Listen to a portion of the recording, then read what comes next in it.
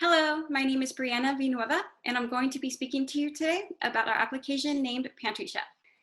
Have you ever found yourself tired of your everyday meals and want to try out a new recipe, but you're unsure of where to start with the item you already have in your pantry?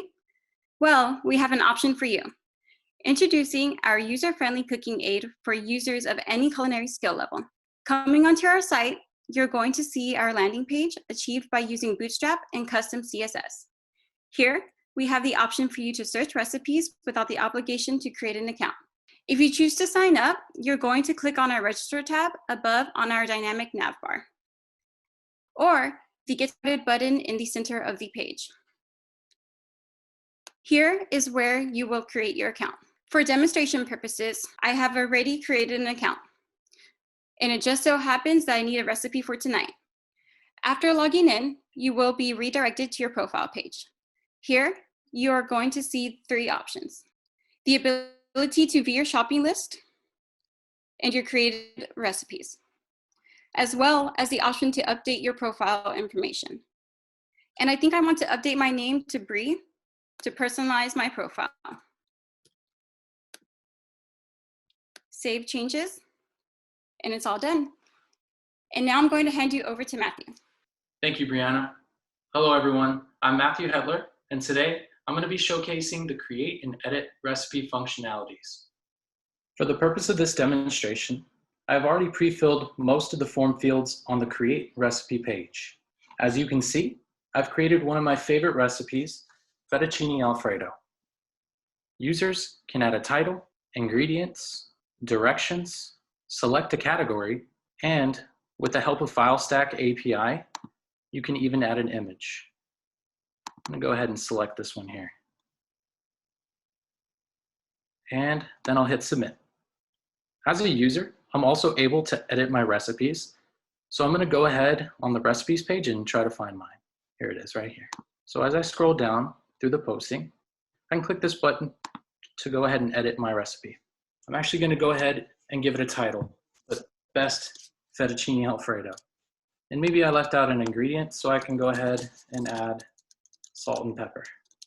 And let me go ahead and add serve and enjoy, because that's the last step I need. And maybe I want to give it a secondary category as well, so I'll go ahead and choose American. And I'll leave off an image, but it's going to show the same image it did before. So I'll hit submit, and on the recipe page, you'll see that things have changed to best fettuccine alfredo. You know what? I'm actually feeling beef stew for dinner tonight, so I'm going to go ahead and check out this recipe right here. Oh wow, it's actually posted by The Rock. That's awesome. So I'm gonna click this link, and I was actually taken to that user's profile. So here you can see their information as well as any recipes that that user has created. Through the use of Java, JavaScript, and Timeleaf, I've contributed to these web pages showcased. I will now be passing it on to Miguel.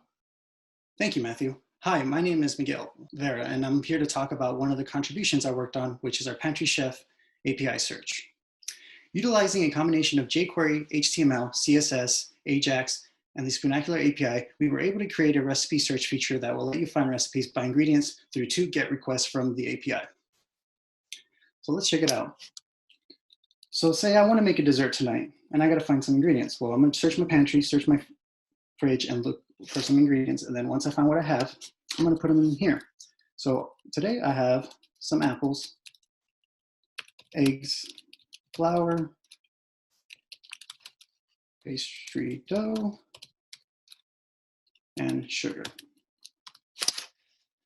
And then I'm going to search for this. Once I hit the search button, I'm going to get the first GET request that will show the recipes based on those ingredients. So looking down here, I got a couple hits. Well, this one looks pretty good. So then I'm going to hit the view recipe button. And once I hit that, this is when the second GET request to the API will happen, which will then display all the information for that recipe. So starting from the top, we have the title, Quick Apple Pies by Mom's Dish. And then we have the image. And if we scroll down, we have the category. But since there's no category associated with this recipe at the time, I created a message in order to notify them in case they run into this in any other recipe. And here it is. Sorry, no cuisines associated with the recipe at the moment. So we look down, here's the ingredients. They match what I had, so I'm pretty satisfied with this. I'll look at the directions, doesn't seem that bad. and I get to the bottom, and it tells me I could see, you know, the source of the recipe. Well, let's check it out. So I go down here, or up here, I hit the source, opens up in a new window, and voila, here it is.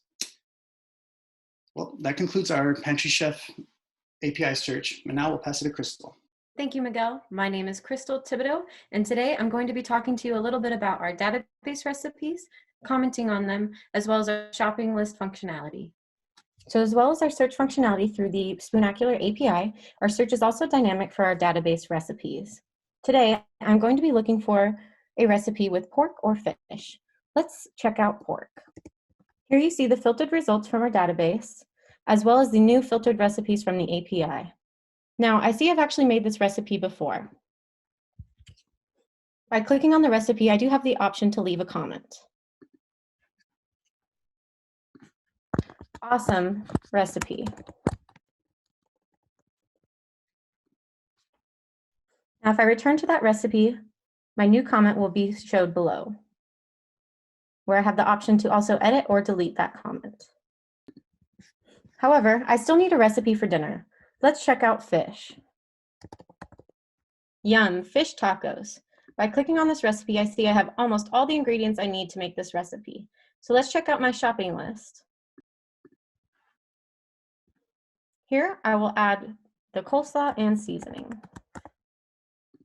Now I'm going to head out to the store to pick up these ingredients for my wonderful recipe.